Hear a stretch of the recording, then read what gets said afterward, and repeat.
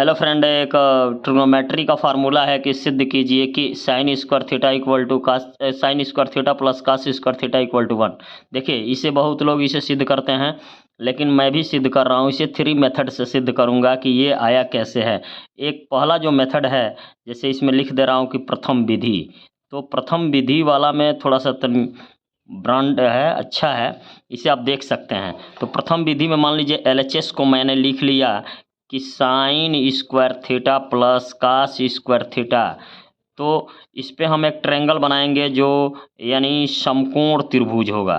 तो समकोण त्रिभुज के लिए आप जानते हैं कि एक हिंदी मीडियम से हम इसे बोलते हैं लंब बोल देते हैं, और इसे आधार बोल देते हैं, और इसे कर्ण बोल देते हैं, जो कि इसी को CBSE बोर्ड के हिसाब से कर्ण को हाइपोटेनियस बोलते हैं, आधार को बेस बोलते हैं, और ये लंब को परपेंडिकुलर बोलते हैं।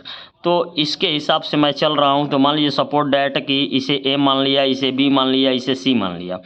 तो आप जानते हैं कि साइन स्क्वायर जो थीटा दिया है प्लस कास स्क्वायर थीटा, तो साइन स्क्वायर थीटा का जो फार्मूला होता है तो वो लंब बटा यानी कर्ण होता है।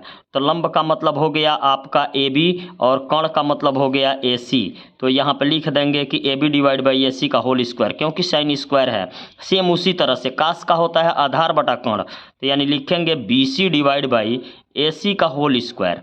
अब हम आते हैं, यानी होल स्क्वायर है तो इन दोनों पर स्क्वायरों को दे देते हैं, तो हो जाएगा AB का स्क्वायर डिवाइड बाई AC का स्क्वायर प्लस BC का स्क्वायर डिवाइड बाई AC का स्क्वायर। अब हम क्या करेंगे कि इसका एलसीएम ले रहे हैं। जब एलसीएम लेंगे तो दोनों जब हर बराबर होते हैं तो किसी एक को लिख लेते हैं, तो यहाँ पे हो जाएगा AC स्क्वायर। अब हम यहाँ पे अंश वाले को जोड़ लेते हैं या घटा लेते हैं, यानी ये हम लोग छोटे क्लासों में पढ़ चुके हैं कि जब हर बराबर होते हैं तो किसी एक को लिखते हैं और अंश को जोड़ लेते हैं या घटा लेते हैं चिन्ह के हिसाब से।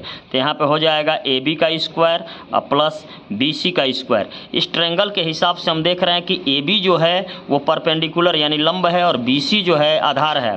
तो फार्मूला एक होता है पाइथागोरस थ्योरम का कि कर्ण का वर्ग जो होता है लंब के वर्ग और आधार के वर्ग के योग के बराबर होता है। तो कर्ण का जो वर्ग हो जाएगा यहाँ पे तो हो जाएगा AC का स्क्वायर, और नीचे AC स्क्वायर है, तो AC स्क्वायर से AC स्क्वायर को अगर कैंसिल करते हैं तो 1 आएगा। ये हो गया RHS, इसे हमको प्रूव्ड करना। अब देखिए फ्रेंड, इसका द्वितीय विधि क्या है। जैसे मान लीजिए कि लिख दिए द्वितीय विधि। द्वितीय विधि में ये है कि जैसे हम ये LHS फिर नोट कर रहे हैं, जैसे है कि sine square plus cos square theta. तो साइन स्क्वायर थीटा का एक फार्मूला होता है कि 1 माइनस कास स्क्वायर थीटा, और प्लस कास स्क्वायर थीटा उसी जैसे रख रहा हूँ। कास स्क्वायर थीटा से कास स्क्वायर थीटा को कैंसिल कर दे रहा हूँ, क्योंकि एक कास निगेटिव है और एक कास पॉजिटिव है। बचा आपका 1, RHS हो जाएगा। ये तीसरा विधि है कि मतलब तृतीय विधि जैसे है, सेम इसी पर है तृतीय विधि। ये भी बहुत आसान है। जैसे फिर ले लीजिए, मान लीजिए LHS लिख लिए और लिखे sine square theta plus cos square theta. अब यहाँ पे हम द्वितीय विधि में साइन को चेंज किए थे कास के पदों में, अब यहाँ पे कास को चेंज करेंगे साइन के पदों में।